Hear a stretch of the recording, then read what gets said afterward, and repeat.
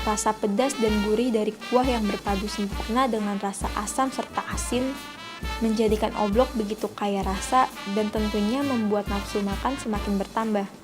Yuk kita coba. Nah, alhamdulillah, udah empuk, oke.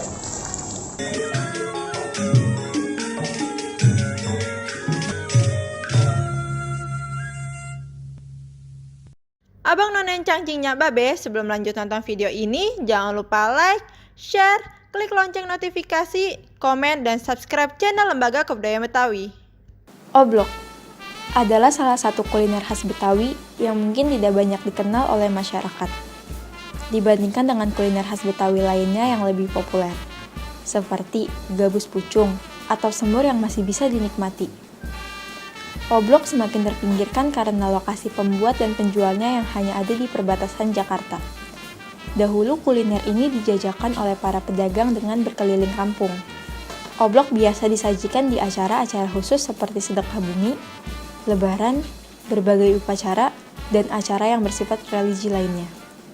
Nama oblok diyakini berasal dari bunyi yang dihasilkan saat memasaknya. Paso atau wadah tempat memasak ditutup rapat sehingga menimbulkan bunyi ketika air mendidih. Tiruan bunyi yang dimaksud adalah blok oblok oblok.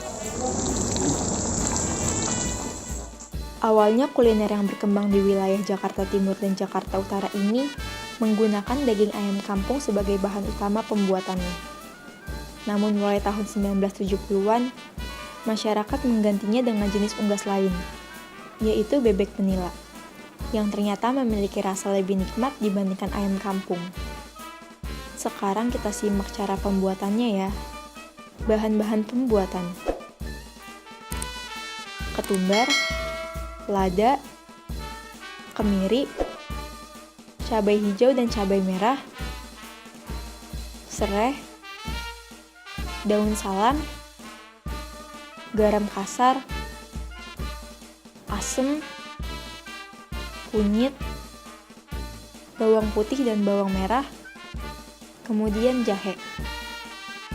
Proses pembuatannya: pertama, kita sembelih bebek menila, lalu siram dengan air panas supaya mudah mencabuti bulunya. Kedua, setelah disiram air panas dan didiamkan beberapa saat, kita mulai masuk ke dalam proses pencabutan bulu hingga habis. Ketiga adalah proses pembakaran.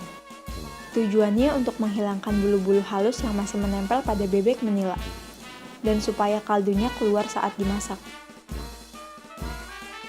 Keempat adalah proses mencincang atau memotong kecil-kecil daging bebek menila.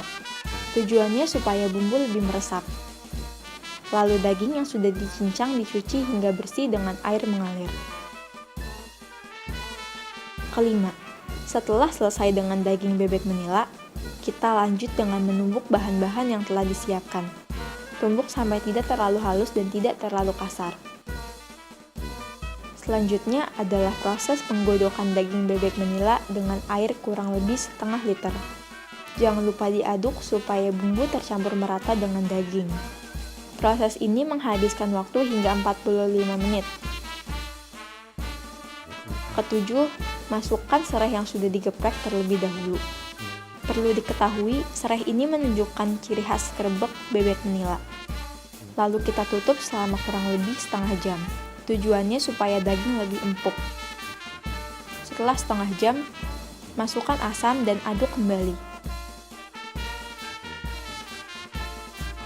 Selanjutnya, proses menumis cabai dan bawang. Jika sudah, masukkan tumisan tersebut ke dalam godokan daging bebek menila. Lalu tutup kembali dan tunggu 15 menit lagi sampai matang. Nah, sekarang oblok siap disantap. Rasa pedas dan gurih dari kuah yang berpadu sempurna dengan rasa asam serta asin menjadikan oblok begitu kaya rasa dan tentunya membuat nafsu makan semakin bertambah. Yuk kita coba. Nah, alhamdulillah, udah empuk, oke.